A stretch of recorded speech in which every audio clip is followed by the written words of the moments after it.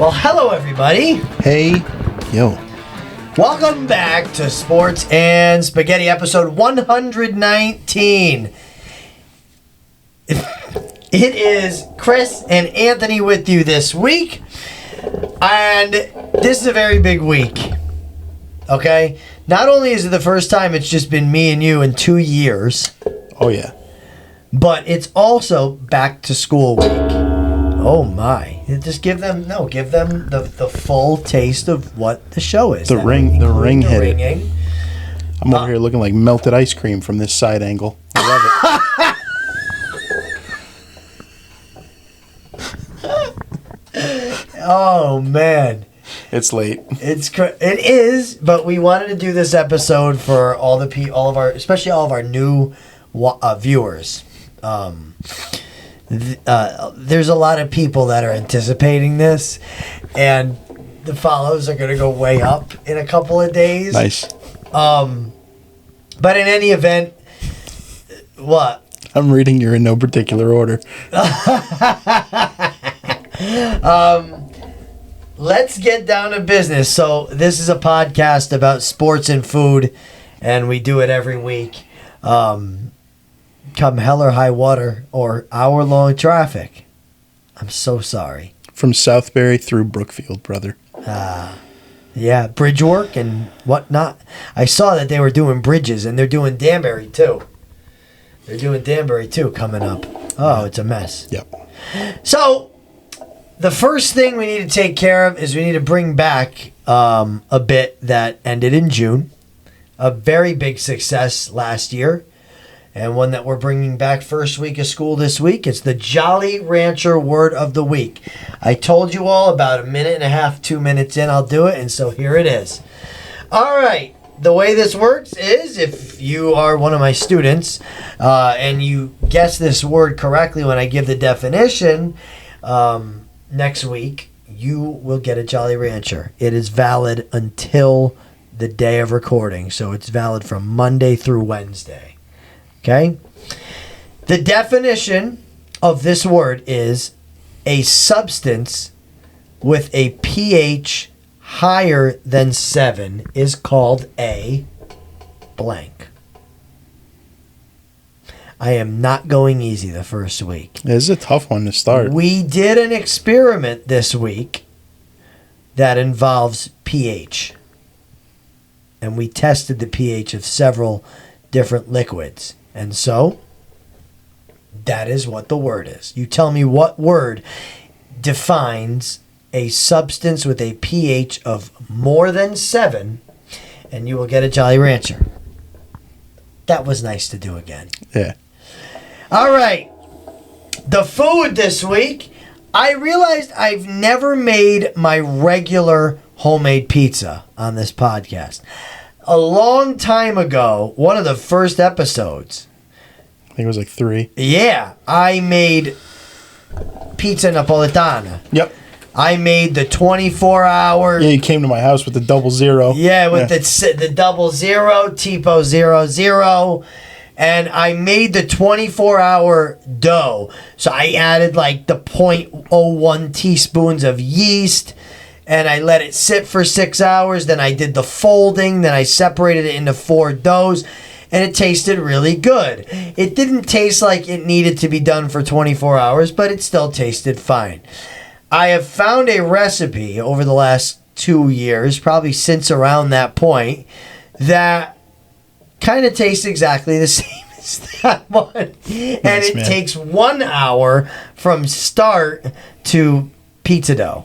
From start to pizza in the oven, I should say. Yeah, this was the last time you did pizza. It was back at one mic. We were sharing one mic. Yes. And we had Disney booming in the background. Yes, we thought we were going to get copyrighted. Yeah, we needed a sponsee. All those 8 people. We needed the sponsee. Yeah. I remember you said that in our first episode. Yep. Bring us the sponsees. We've had 2 so far. So. Sponsees. Yeah. Hey, that's all right.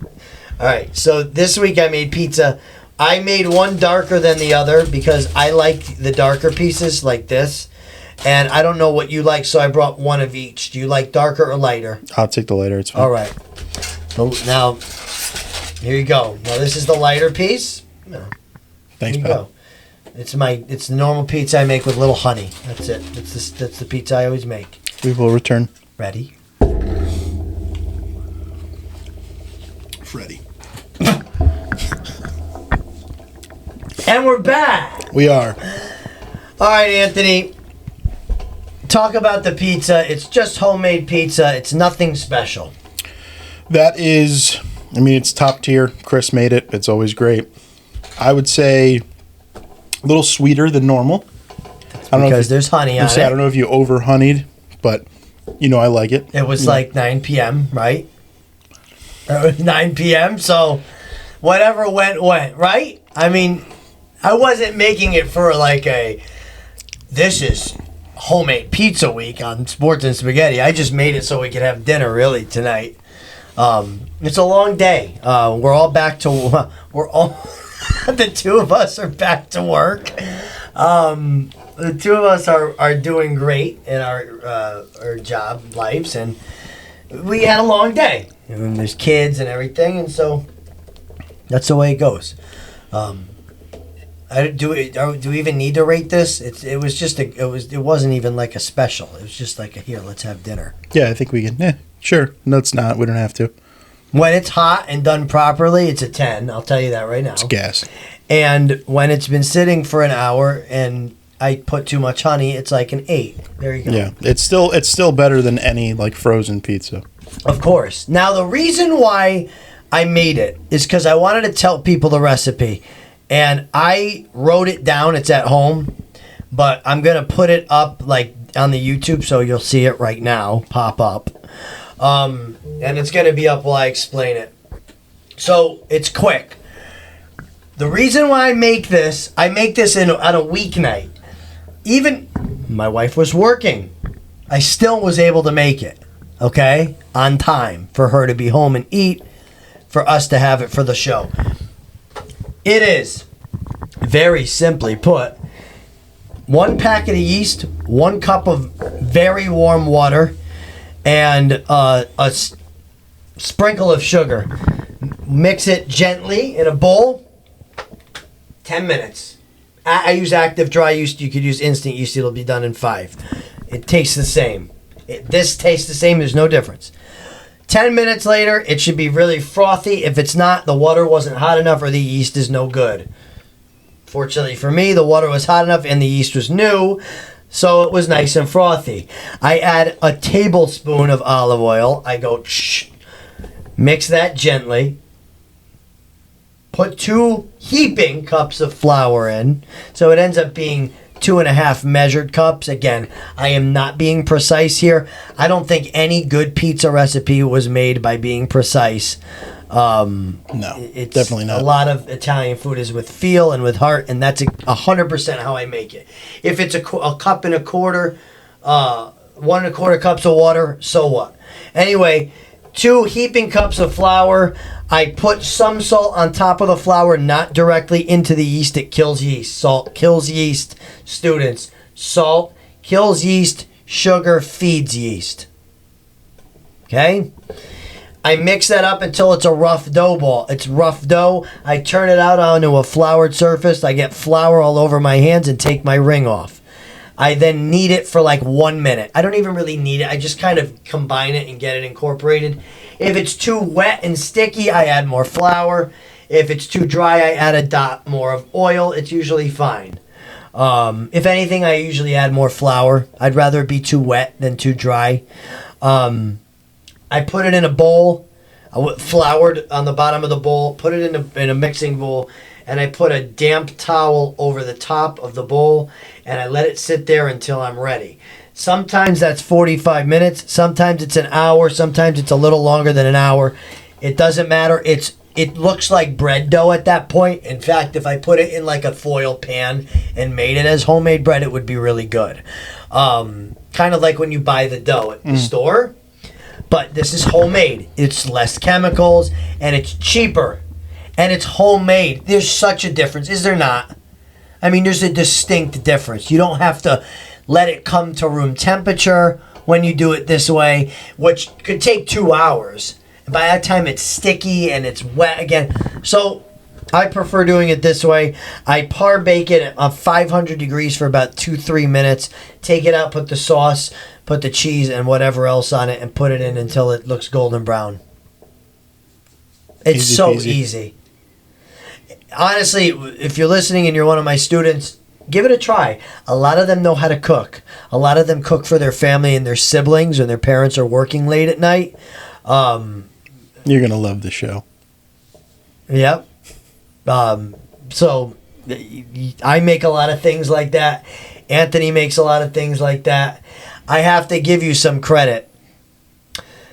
Somebody made spam masubi. I've seen it multiple times now on social media since you made it. Mm-hmm. And every time I see it, I'm like, dang it, he told me so.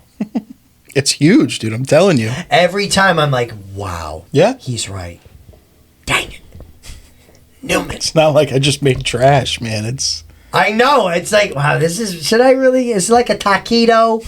No, it's big. People make it, and people love it. People really love it. Yeah. So, I don't, but a lot of people do. Very good. All right. Shall we do in no particular order? You'll have something to say about this. Let's hit it. The good of the week is my fantasy football team, and it's not because of anybody that I drafted. It's because I did it while I was driving from work to get the kids. I was stopped in traffic. There was an automobile incident on the highway ahead, and so for about 2 miles I was stopped, and then moved 5 miles and then stop. For like 2 minutes we were all stopped, and we're all just like, what's going on? And I was like, Dak Prescott. This is after I moved the time twice, too, to accommodate. Anthony did not make a big deal out of it either in the group. He quietly moved it for me because I was busy at work. I was Instacarting, and there was the last order, and I would have made it happen, but Anthony was very gracious. And I think I drafted a fine team. This is not what Solid. the good is. I think I have a middle-of-the-road team. And Great logo, though. I do have... I'm not going to say the name of my team. I can't say the name of my team. No. There are a lot of minors listening to this podcast. Anyway, the bad of the week, oh boy, is Nikki's fantasy team. Because he had the first pick and he was not present for the draft. Shockingly. We were all like, hey, Nick. And then I think Chris from the rafters was like, he's probably asleep. From the Stop and Shop rafters. Auto drafts Josh Allen, number 1 overall. 1-1. I was able to sneak away with Bijan at 1-2, which was, I'm okay with that. That should never have happened. No shot. No shot. That might be one of the only leagues in the world where Bijan went 2. It's going to be like drafted overall 1.0001. And he's going to look at it and be like, man, who picked me second? And it's Nick. Drafting Josh Allen, who's a great quarterback. His team isn't bad. No, he doesn't have a bad team, but I don't normally see AI or auto-drafted teams do well. Was the whole team auto-drafted? He was not present for a second of the draft. Nice, man. That's a very Nick thing, if you ask me. That's very like him. He's kind of, lazes his way sometimes. I got faith in him. I have faith. I think he'll make some good moves, some good wire pickups. I think we'll give him more credit. I'll flounder. Yeah, Dak will do something. And yeah. Dak Prescott. So last week we were going to do sleepers, and he was on my sleepers list because you knew I was picking him. Of course. Come on. It got to a point where I was like, oh, I definitely have to take him like this round or he's going to get picked. And so I did. The end is Anthony's fantasy team because why is Bo Nix your best quarterback? He's not. Jared Goff is. I have QB6 and QB7 from last year. Yeah, but Bo Nix is not a fantasy point eater because I had him on my team for a time last year and he was not productive. I also have Justin Fields on the bench. That's not helping. He was my starter last year, and what happened? Well, he was on a run-first team. Now he's not. I like my team.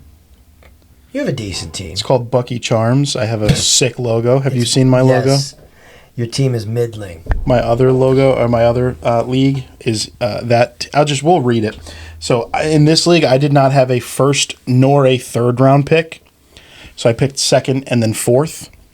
So I'm rocking with, and now it's pretty much the same scoring, same format as our league. So rocking with Baker, Jordan Love, Ashton Genty, Chuba Hubbard, Cortland Sutton, Zay Flowers, George Pickens, David Njoku, Khalil Shakir, Matthew Golden, Ravens defense.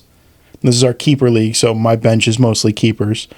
Bryce Young, Dylan Sampson, Jordan Mason, Jake Betch, Luther Burden, and Elijah Arroyo. What'd you call me? Betch. All right. For not having the picks, I don't hate it. That's pretty good. I don't hate it. Very and good. And the name of that team is Chupacabra. Or Chuba Cabra. That's excellent. That's a very well done name. Great logo too. I love that. All of the nicknames La Chupacabra. All of the nicknames are also horror related. Very good. That's very nice. It's a good one. You're good at that Cohesive. stuff. Did you say Coheed? And Cambria. All right. We have the college football predictions today. We have the Super Bowl prediction today. And we have our Stanley Cup champion predictions today. And I have come ready. You're going to be surprised. I did not use GPT for this. I swear. I'm merch. I did not use GPT. I did all my own research, and I'm really proud of myself. Anthony, who do you have winning college football championship this year, and why? Do you want my real reason, or do you want my real team, or the team that I have to adjust to? Because we have the same for all three. This will be a quick episode. We had the same for all three. I do have a backup for each and every one in the case of this. So then let me go first, and then you'll say your backup for all three. How about that? Beautiful. Because I didn't do research on the backups because I thought my three were sort of unique. Nope. That's great, though. Great minds think alike. So for college football, I have Texas winning. And I know if you know college football and you know me, that doesn't sound like a very me pick at all. But I really do feel like Texas wins. The stats all add up in their favor. Yes, I'm talking about Arch Manning, the Heisman situation. It's a safe pick. But they've got other guys. They've got defensive players that are already preseason All-Americans like Colin Simmons and Anthony Hill, Anthony Barberi. And they have won 11 straight road games, okay? It's the first time in their history they've been the number one ranked team in a preseason poll, which is great for that school. And I really think they have what it takes to win. Now, I will say this. When I was looking at stats, I was looking up negative stats about this team because everything was so positive about Texas. And, well, the negative is that they ranked 54th in college football in red zone touchdowns last season. And every team in the last 10 years that has won the college football championship was in the top 30 in this stat. So that will have to get cleaned up. Anthony. Okay, my college football champion. It's funny because we've picked each other's teams here. I am going with the Clemson Tigers. Now, why am I going with the Clemson Tigers? Obviously, my pick was Texas, but we're gonna rock and roll here. They're bringing back a very experienced core. They're returning 80% of their production, which is the highest in Division I football. 8 out of the 11 starters on both offense and defense are back.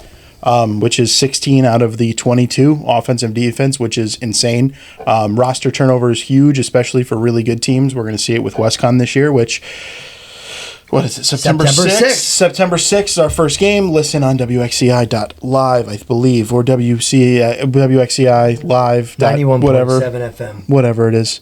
I can't wait. I'm so excited. But anyway, it's going to be next tough. Weekend. It's tough for very good teams to keep their core, and they did. One of those players that they kept is Cade Klubnik, chose to return for his senior season Last year, 3,639 passing yards, 36 touchdowns, and 463 rushing yards added onto that.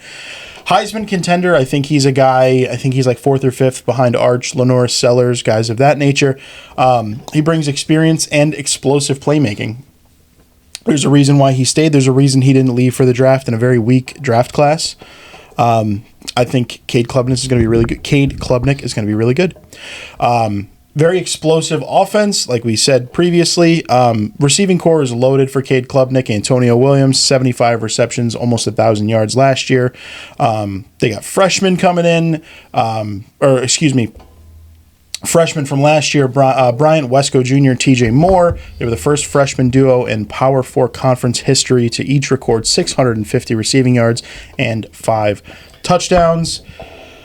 And let's be honest, they are very favorable in the standings. They're in the ACC. They're pretty much going to walk through the ACC, maybe be challenged by a team like Louisville, maybe challenged by a team like SMU. They're going to walk through the ACC, and that is probably going to get them the number 1 seed in the playoffs, and then one plays 12, and they're just going to waltz right in. And I think the test is going to come in the national championship, which I think it was actually going to be Clemson, Texas. The one reason why I didn't have Clemson winning it is because the last bunch of seasons, they've had a defining loss at some point in the season that really cements your belief that the team doesn't have it. A loss to a team that they should beat. And I just have a feeling that's kind of their MO right now, and that it might happen again. Ever since they won it, it's kind of seemed that way. I worked at ESPN when they won it. That was pretty awesome. T-Law. No, T-Law lost it to Burrow.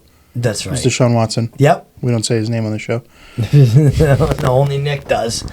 It was cool to watch that. But anyway, I just had Texas over them for that reason. All right, let's talk about the Super Bowl. Yes, we're talking about other sports now, finally. We're not talking baseball today for the first time in a while. For the Super Bowl I have, and Anthony also had, the Baltimore Ravens. Now, it would have been so easy to pick the Eagles to win again. It would have been so easy to say, I think the Chiefs win it. These are the easy picks. It would have been really easy to say, I think the Bills get it done finally. But honestly, I think this year is the Ravens' year. You have a lot of things stacked in the odds are stacked ever in their favor for the Ravens. Lamar is in his prime. He's also one of the best fantasy quarterbacks you could pick. I'm a big fantasy quarterback fan. Obviously, that's why I have Dak Prescott on my team, even though he's not why? He crushes in fantasy with his numbers. He throws a lot of passing touchdowns, and he passes for a lot of yards, even in losses. Lamar Jackson does the same thing. Zay Flowers is going to continue to fly. Mark Andrews brings the veteran leadership, and he's still a well above average talent. And obviously, John Harbaugh knows what it takes. He's a winner. You know how much I harp on winners, Anthony, on this show. And to be a winner, you need to know what it takes, and he does. Again, the thing with every season with the Ravens is they need to stay healthy. They have to stay healthy, and they have to win the games that they're supposed to win. They cannot lose easy games. They're going to be up against the Chiefs, the Bills, the Bengals. All those teams are question marks, and you have to win your games against those teams. But if they do that, they will be in great shape to win this year. I have the Ravens winning the Super Bowl. All right. I had the Ravens as well. There's a lot of teams that I think have a very good shot this year. I think the Bills are up there. The reason I don't have the Bills is because Josh Allen is not Cam Newton. Do not at me at this. I don't think the defense of the Bills is strong enough to carry for Josh Allen to carry them into the Super Bowl. Well, Josh Allen has shown every season the holes. Of course, yeah, and it's not necessarily just him. It's the whole fact of there's a big defensive issue. Then again, some games they can't run the ball, and then Khalil Shakir is their number one receiver. Like, there's a lot of what ifs when it comes to this team, and I don't think what ifs win you the Super Bowl. Now, this is gonna be a bold one. The Giants. The Giants aren't even gonna make the playoffs. Of course they're not. I think your Super Bowl winner, secondary Super Bowl winner for the 2025-2026 season is the Los Angeles Rams. Wow. Why do I think the Rams are going to win this? Well, Matthew Stafford looks to be healthy. Another fantasy points hound. And he's gonna rip the ball. That's the thing. They have Kyron Williams in the backfield, who is an absolute machine. And if he goes down, they have Blake Corum. A lot of people forget about Blake Corum. Blake Corum is the all-time rushing yards leader at the University of Michigan. Wide receiver 1, they have Puka Nacua, who is, the guy is bona fide top 10 in the league, top 5 in the league if you want to get Stay there. Healthy. He's great. He's great. I think the wild card here is their number 2 wide receiver, and that's Devontae Adams. I think this is the closest thing that Matthew Stafford has had since Calvin Johnson, which a kind of just go up and get it type guy. I don't think he's out of his prime. I think Devontae Adams will do well on this team. I think he's going to do great on this team. Honestly, plus Sean McVay is, Sean McVay is one of the best still to this day, one of the best young minds in the NFL, even though he's not the youngest guy. But a big question mark, I think, is going to be this defense. And Jared Verse, he was a Rookie of the Year last year, unbelievable off the edge. His teammate, Braden Fisk, unbelievable, defensive tackle. They have a great front four. I think that's going to go a very long way. But the weakness is there's a soft spot in the linebacking room. They lost Christian Roseboom to the Panthers. So I know there's a lot of questions in that second line. Secondary is meh at best. I believe they added Trey White from the Bills. Again, I just think it's going to be, this year specifically, it's going to be who gets hot at the right time. And I think that the Rams can be that team to catch on fire and make a run through the playoffs. You know what, though? I can see what you're saying. You've convinced me a little bit that this team has what it takes. I love listening to you talk football. I appreciate that, I've missed it. It's so fun to listen to somebody that really knows their craft. And it translates really well over to the live broadcast of the games. I was thinking today, my new students were asking me, like, what do I do? And I told them I broadcast games, I do this, I play sports, whatever, in the gym and everything. And I was telling them that you were a former football player, and so it's like, I know you're better than this guy, but it's like Tony Romo. When he's calling, he's saying, that was this play. That was this play. And I got the goosebumps again because I'm just excited. Yeah. Appreciate that, man. All right. Thank you. NHL.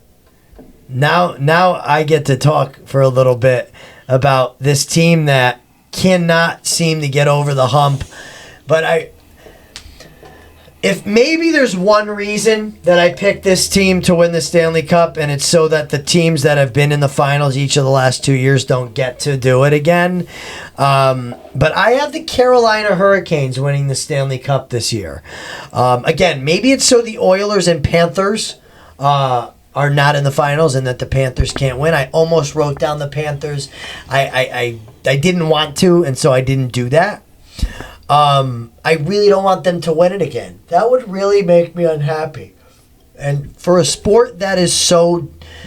there's so much parity in the sport of hockey. The last 2 years have kind of moved the momentum back the other way. And everywhere I looked when I was trying to figure out how I could make the Hurricanes win the Cup and load it up for them... Everybody else's prediction was literally Oilers or Panthers. And that's not fun. It's more fun than the Rangers winning it, but that's not fun. I don't think there's a lot of people, by and large, in the NHL, fan-wise, that want that. Unless you're fans of those teams. No, I don't. I really don't. I have that just ultimately leads to a very boring season. Now, I'm not saying anything about the Islanders. This is not a season for them. Wherever they finish this season, first or last. It's fine. The Carolina Hurricanes need to win this year.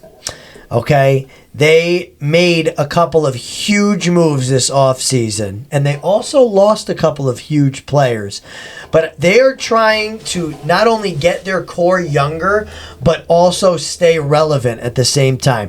It seems to me that they're doing something similar to the early 2020s Tampa Bay Lightning, where the Lightning, and even onto this season, I know they didn't succeed in the playoffs this year, but they still had a very good regular season. Not that it matters, but their core changed completely, obviously, with Point and Hedman still remaining, but Stamkos gone, and they were still relevant, right? They stayed relevant. The Hurricanes did just that. They acquired Keandre Miller from the Rangers. That was a huge offseason move. It was a sign and trade. It was an under-the-radar move, too. The Rangers... I believe the Rangers signed him to the 8-year deal and then sent him to the Hurricanes. And then Nikolai Ehlers signed a multi-year deal with the Hurricanes. Those are two major players for them this season. Ehlers is going to do huge things on the goal-scoring front. Keandre Miller is an outstanding young defenseman. I don't want to hear Ranger fans tell me he sucks. No, your team sucks. And he was just on that team, okay? You suck. They did lose Brent Burns. They did lose Dmitry Orlov, two major defensemen. The team is young enough, though. Logan Stankoven came over from Dallas. What a pickup that was. Stud. I think he's going to have a huge year. I think multiple guys are going to have big years on the Hurricanes. Seth Jarvis is becoming one of the best players in the NHL. They have Mike Riley, obviously the former New York Islander this season, which is a great depth move. And then Jacob Slavin back there on defense, who is, all these guys are studs. Jalen Chatfield, I could list them all. And obviously Freddie Anderson in goal. Again, he's been injured a lot throughout his career. He stays healthy come playoff time. He's going to be in good shape. Peter Kochetkov is going to be great as a backup / tandem guy. I'm not worried about this team, and I think they win the cup. There's also Jordan Martinook. Oh, by the way, I want to shout out Melissa's Uncle Mark. He's a big Whalers, now Hurricanes fan, so I'm going to make him listen to this one, and he'll appreciate that take. All right, so now I had a team here that it was an easy pick. So I originally had Carolina because, like I said, you said it perfectly. I think they're going to finally have that breakthrough season. There's a lot of teams I could have went with. For a second, while you were talking, that's why I wasn't not paying attention. I was trying to get my stats. Anyway, there were a lot of teams. I was thinking, can Dallas do it this year? No. Can Vegas do it this year? Can the Kings do it this year? No. Can the Capitals do it? Maybe. Can the Mammoth do it? Sick name. Can the Devils do it? So there's a lot of teams that I cycled through, and I got down to two. I got down to the Colorado Avalanche, but I think that's the easy pick. It is. It's the Minnesota Wild, and let me tell you why. This isn't a homer pick at all. I'm looking at this from a non-tinted lens, okay? You can look at the camera all you want. I'm telling you. I'm looking for a non-tinted lens, okay. And let me convince you why. Their first line is short up. This is the best line they've had in a very long time. Kirill is a top 3 winger when he's healthy. Sorry, go ahead. Can I say so? Yeah. Yes. You good? Okay. Kirill is a top 3 winger when he's healthy. The key is when he's healthy. I think he needs to just bulk up in the offseason. Who knows what he's doing, but he's going to have a big year for the Minnesota Wild. I think a big key to this is they were a very young team, and they do need some help on the veteran presence, and they brought in Vladimir Tarasenko. I was upset, to say the least, when they brought him in this offseason. I think you can go back and rewatch that episode, and I was pretty heated. But I think if he can score goals at the clip he was at half of the clip of his prime, I think he's going to be a great addition to this team. He's slated right now to be on the lines with Matt Boldy, Marco Rossi, and then obviously Vladimir Tarasenko. Now, the reason I think that is big is because Matt Boldy is one of the up-and-coming superstars in the league, very young. So is Marco Rossi, finally proving he's not a bust. But if you pay attention to their season last year, they always performed well when they were on a line with Matt Zuccarello. I think that has a lot to do with Matt's being a veteran, knowing where to go, knowing where the puck needs to be, kind of being another coach on the ice, if that makes sense. I think Tarasenko can absolutely do that. Now, lines 3 and 4, they're big question marks because these guys are young.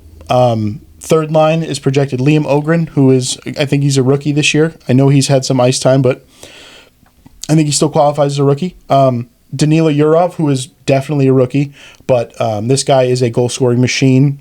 He's a Russian center as well. And then Ryan Hartman, we all know I love the scumbag that is Ryan Hartman. Fourth line, Marcus Foligno, Moose. The guy always seems to score in clutch time when he's not in the penalty box. Nico Sturm. He can win faceoffs. That's really all you need him for. And then Yakov Treinen. He is also very young. But the real strength of this team is their defense. First pair is Brock Faber, Jacob Middleton. Brock Faber they've had him ranked top 20. I think he's closer to top 15 defenseman in the league. Still very, very young. Pairs very well. He was in the conversation for the Norris this past season. Yeah. Still paired well with Jacob Middleton. I really like that. Jared Spurgeon on the second line. He's our captain, Captain Spurge. He's like 5'10". If that, 5'6" maybe. He's real short. He's a real short guy. He's paired up with rookie Zeev Buyum, who I've been saying his name wrong this whole time. It's just Buyum.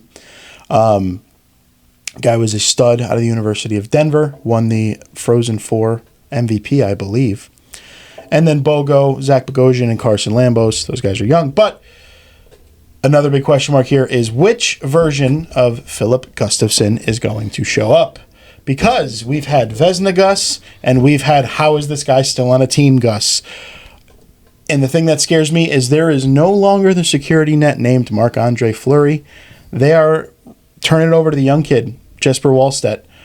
He's going to be the 1B or the 2, depending on how you want to look at it. Now, think about this real quick. Mm-hmm. This was the plan, though. Yes, this was the plan. But again, this is the team where I'm trying to find a team that's going to compare. This is going to be your shocker team.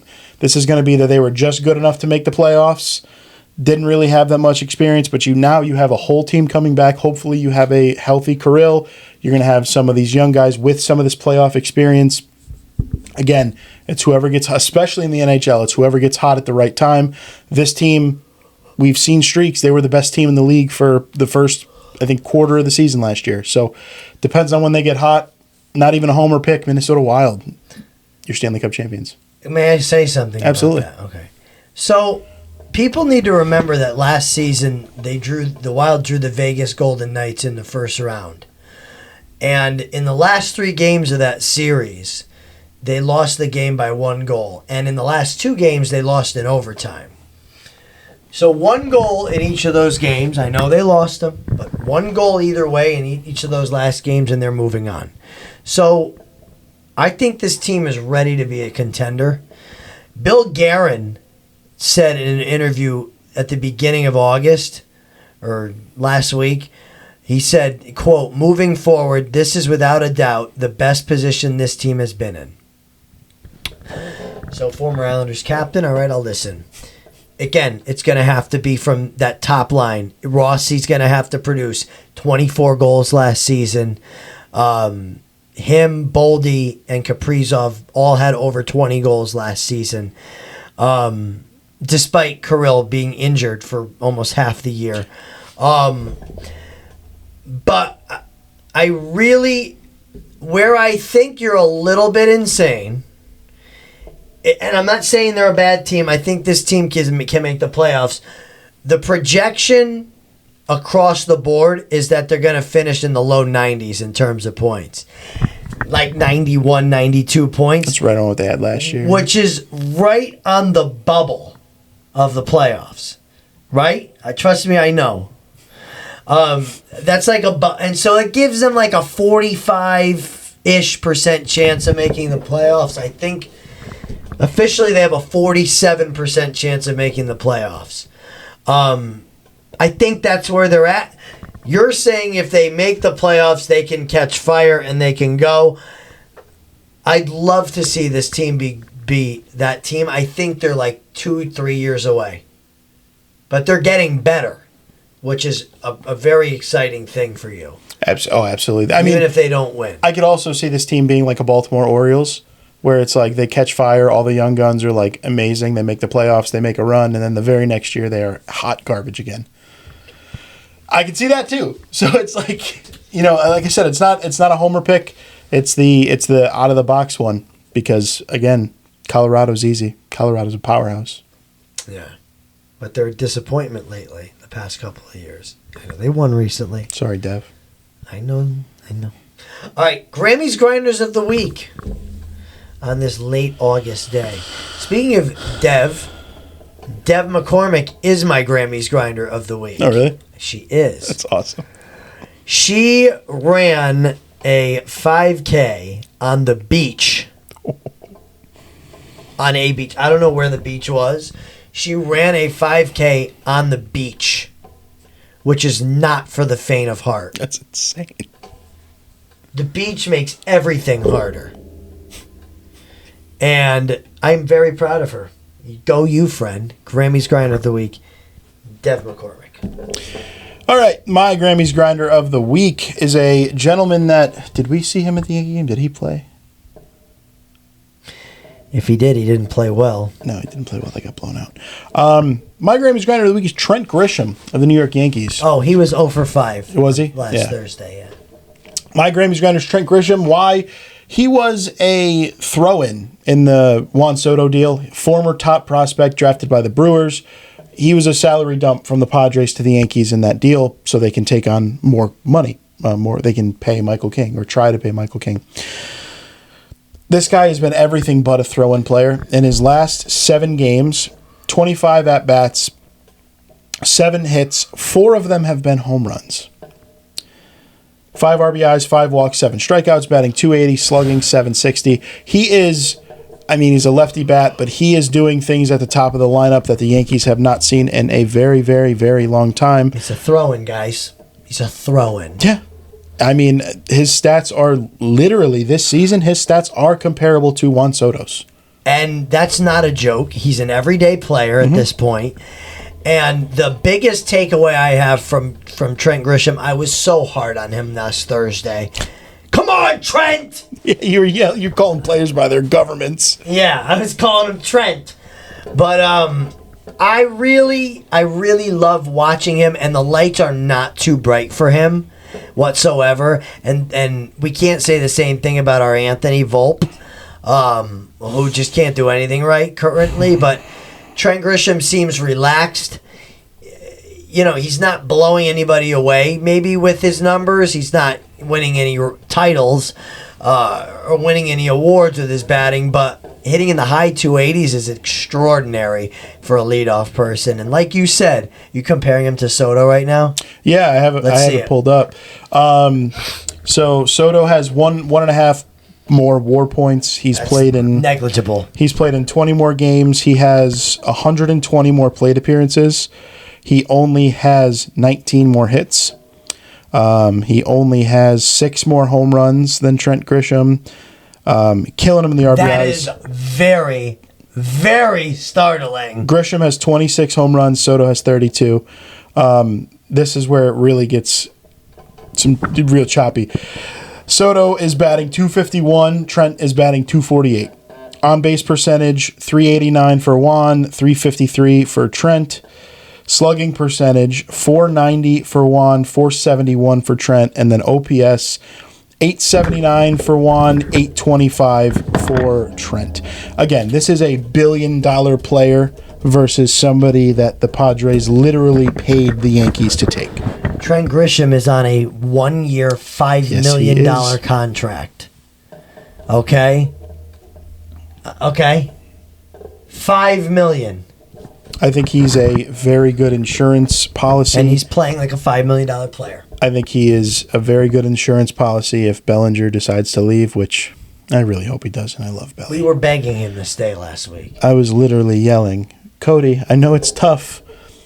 Just come back. And then I also yelled at Jaron Duran. I told him to stop turning around because my wife would leave me. And that got a couple ha-has. Listen, the Yankees, since the 3-game losing streak that they ended against Boston, they've won 5 in a row again. They've been absolute cupcake teams, but these are the teams you got to beat. You have to beat them. You have to. I don't care if it's the White Sox. You got to sweep. They swept the Nationals. They need to sweep the White Sox. And they won tonight. And then you get Houston, Boston, Seattle. So, they made up a half game today because the Red Sox were off. I think they were off. No, they won today. Boston played afternoon game today. Oh, okay, that's why. So they were a game back. Now the Yankees are a half game back of the Red Sox for second. They're in fine shape. The series against Boston didn't kill them because they salvaged the last game, even though they sucked really badly for 3 of those 4 games. They won 7-2 in the last game. They were so bad the first 3 games of the series. Like, really Rockies bad. And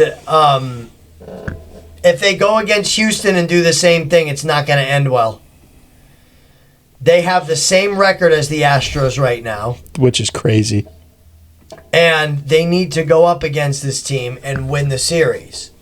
They need to go up against, who else are they playing after that? The Red Sox, of course. And then I think they go to either Toronto or Seattle. It's a stretch. It's a stretch, man. But you gotta split and win those series. This is where they're fine. They're in a playoff spot right now still. They're fine. The Mets are not as fine right now. We always have to throw that jab in. Okay. Man. I love it. I just want to, I just want to go there for a moment before we go off the airwaves for the day. Just for all you Mets fans that I know that I teach, I want to let you know that as of today in the WC race, the Yankees are safely in the confines of that race. The Mets are the third wild card team. What do they have, like a game and a half on the Reds? 4 games. Oh, it was, yeah. Because the Reds and they also swept the Phillies. Right. I just want to let you know that the Mets are nowhere near what people thought they were. What a lot of people thought they were. We knew what they would be. We knew. We saw through it. One thing we're going to do about this episode that we never do is we're going to write down these picks, and we're actually going to compare them. So yes, we're always like, oh, I think I picked this team. We didn't. Anyway, want to take us away? Well, I'm going to do the ending. That's what I meant, yeah. Follow it. Oh, do this. Thank you, Sabrina. That was really weird. Follow us on Instagram at Sports and Spaghetti Pod and on TikTok at Sports and Spag Pod. Thank you for making it through an episode with us, friends, new friends, old friends, family, whoever you want to be. Pals, confidants. That's right. Yeah. Thank you for being friends. Thank you for being friends. And don't forget to give me that Jolly Rancher word of the week, okay? Anthony, take us home. All right, I'm Ant. That's Chris. We don't know where Nicky is. He just said he couldn't make it, so we'll let him have that. We had some pizza. Needs a break. We had some pizza. We all need breaks. We had some pizza. It was great. Talk some sports. Let us know what you think. Comment who you think is going to win all 3 of these titles that we talked about today. Comment anywhere. Instagram, on TikTok, on YouTube. Let us know. As always, take care of your loved ones. Thank you for being a friend. And as always, stay full.